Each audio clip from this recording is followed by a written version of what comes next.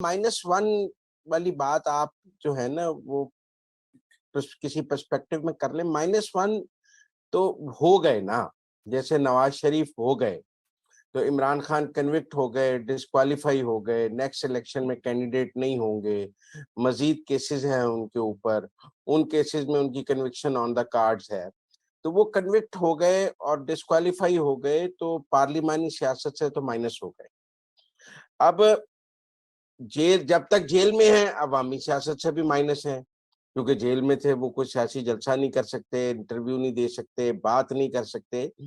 तो जब आदमी जेल में भी है और सजा याफ्ता भी है और नाअहल भी है, तो फिर मजीद को माइनस करने वाली बात तो है नहीं, माइनस तो हो गए और मजीद माइनस की तरफ सफर जारी है। अब इसके अलावा और क्या ऑप्शंस एस्टेब्लिशमेंट क्या चाहती है या सीबीएम्स क्या हैं? देखिए, पीटीआई में से एक धड़ा आईपीपी निकल आया, एक धड़ा पैट्रियट वो पार्ल बना के परवेज खटक साहब बाहर ले आए, केपी से और पंजाब से, और सिंध वाले भी आईपीपी में आ गए। तो बलूचिस्तान में पीटीआई कोई थी नहीं, तो उन्होंने पीटीआई को काफ़ी 3-4 हिस्सों में तक़सीम तो कर लिया। लेकिन उसके बाद भी एक पीटीआई मौजूद है, जिसमें असद कैसर हैं, जिसमें आप समझ लें कि अली मोहम्मद खान हैं, या और लोग जिनको पकड़ा नहीं जा रहा है और वो सियासत कर रहे हैं। उनके ऊपर कोई केस भी नहीं है, लेकिन वो पीटीआई, इमरान खान वाली पीटीआई के साथ खड़े भी नज़र आ रहे हैं। अब उन्होंने तो इमरान खान वाली पीटीआई से ही सियासत करनी है। अगर हम ये भी मान लें कि शाह महमूद और असद उमर को भी माइनस कर दिया गया है और उन्हें भी साइफर में सजा हो जाएगी, तो इवन देन भी उमर अयूब, असद कैसर, इसी तरह पंजाब से कुछ लोग ऐसे हैं जो सामने आएंगे और वो पीटीआई इमरान खान वाली से सियासत करेंगे। उन्होंने क्या सियासत करनी है? क्या उन्होंने एंटी एस्टेब्लिशमेंट, एंटी फौज सियासत करनी है, जबकि उनका लीडर जेल में होगा, सजा होगी, बाकी लीडर 9 मई के मुकदमात में फंसे होंगे, तो वो क्या सियासत करेंगे इलेक्शंस में या इलेक्शंस के बाद? आफ्टर इलेक्शंस भी हो रहे होंगे, 9 मई के ट्रायल भी हो रहे होंगे, लोग जेलों में भी होंगे, ऐसे में इलेक्शन भी होंगे, तो वो क्या सियासत करेंगे? उनके पास 2 रास्ते हैं, एक सियासत वो करें कि वो मुज़ाहमत की सियासत करें, फ़ौज के खिलाफ सियासत करें, एक और 9 मई करें, और एक और बाकी जो लोग बाहर रह गए हैं वो भी अंदर चले जाएँ। और एक है कि वो कोई रास्ते बनाने की सियासत करें, वो कोई सीबीएम्स करें, कोई मुफ़ाहमत करें, जिससे उनके अपने इलेक्शन लड़ने के लिए भी कोई राह हमवार हो, और कोई एस्टेब्लिशमेंट को भी लगे कि जो बाकी पीटीआई है, इसके साथ कोएग्जिस्ट किया जा सकता है, जियो और जीनो जी की पॉलिसी के तहत। और अगर ये सब लोग, तो ये बात अब बहुत तेजी से, मतलब जो लोग बाहर हैं उनको समझाई जा रही है, की कोशिश की जा रही है कि आप लोगों ने अगर अब आगे पीटीआई को लेकर चलना है तो कैसे चलना है? वो तो जेल में बैठा है, उसको निकालने की तो कोई बात नहीं हो रही, कोई ये तो नहीं गुफ्तगू हो रही कि इमरान खान को की सजा खत्म कर दी जाए, उसको फौरन जेल से बाहर निकाल दिया जाए। गुफ्तगू तो ये है कि जो बाहर हैं और उन्हें सियासत कर रहे हैं, वो कैसी सियासत करेंगे और उनको उनकी सियासत क्या होगी इलेक्शन में। तो आरिफ अलवी साहब भी को भी एक ऑप्शन है कि वो ऐसे एक ग्रुप को लीड करें और उसको अपने गिर्द जमा करें जो पीटीआई से सियासत भी कर रहा हो, और उसको सियासी आज़ादी भी हासिल हो, और वो कोई मुफाहमत की सियासत या वो कोई ऐसी बात ना कर रहे हों जो प्रॉब्लमैटिक हो। तो इसलिए उसमें काफ़ी हद तक आरिफ अलवी साहब ऑन बोर्ड आ गए हैं। वो ऐसे ग्रुप को लीड करने के लिए तैयार हैं। उन्हें लिविंग एग्ज़ाम्पल्स शहबाज शरीफ की दी गई हैं कि शहबाज शरीफ ने कोई नवाज शरीफ को डिसोन तो नहीं किया है, लेकिन उसने नवाज शरीफ पर ऐसा दबाव ज़रूर बनाया कि वो मुज़ाहमत से मुफ़ाहमत की तरफ आ जाए। पूरी पार्टी इकट्ठी की, ख्वाजा आसिफ, एहसन इकबाल, राना तनवीर, आप समझिए ना, खुर्रम दस्तगीर, सब लोग जो उनके वॉरलॉर्ड्स थे, उन सब को मुफ़ाहमत के लिए इकट्ठा किया और उन सब ने मिलकर नवाज शरीफ से बात की।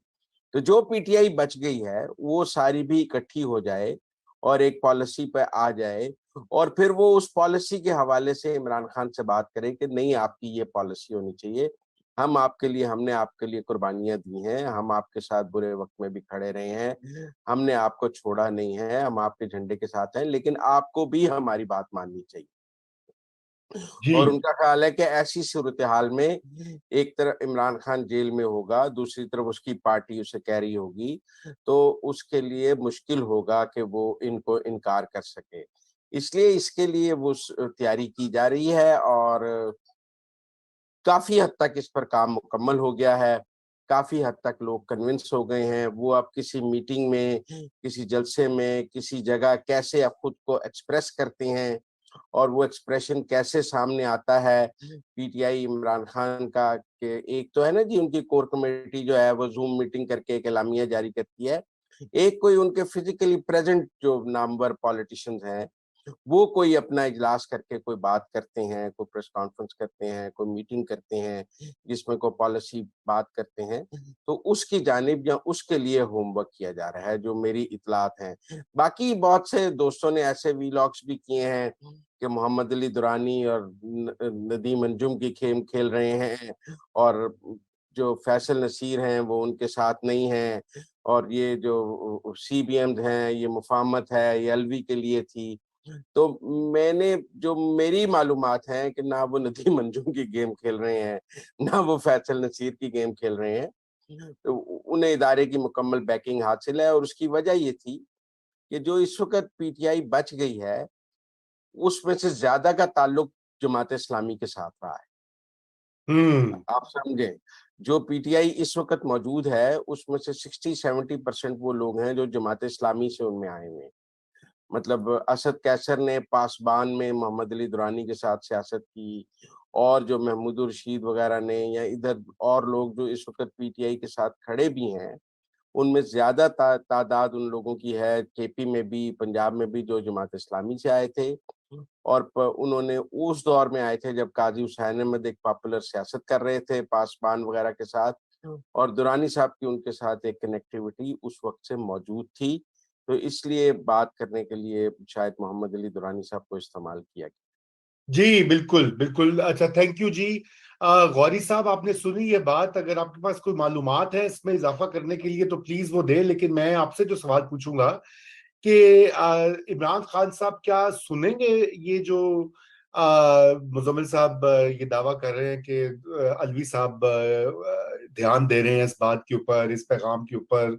तो नवाज शरीफ तो अपनी जो किचन काबीना है, शहबाज शरीफ और ख्वाजा आसिफ और दीगर लोग, उनकी डार साहब उनकी बातें सुन लेते हैं, गौर करते हैं। इमरान खान साहब के बारे में तो ये नहीं सुना, वो तो फैसला वही करते हैं, अल्टीमेटली उनकी विल प्रिवेल करती है। तो वो क्या इतनी आसानी से अपनी पार्टी को जाने देंगे अपने हाथों से, गौरी साहब?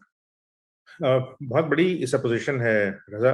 लेकिन देखें, आज टेक्निकली अलवी साहब जो हैं वो साबिक सदर होना था उनको, लेकिन उनकी जो प्रेजेंस है पाकिस्तान के पॉलिटिकल सिस्टम में, वो पीटीआई के लिए सबसे बड़ी टिकट है कि because he is to continue as long as there are no new elections, और फिर जो पार्लियामेंट है नई, वो नया प्रेसिडेंट नहीं चुनती।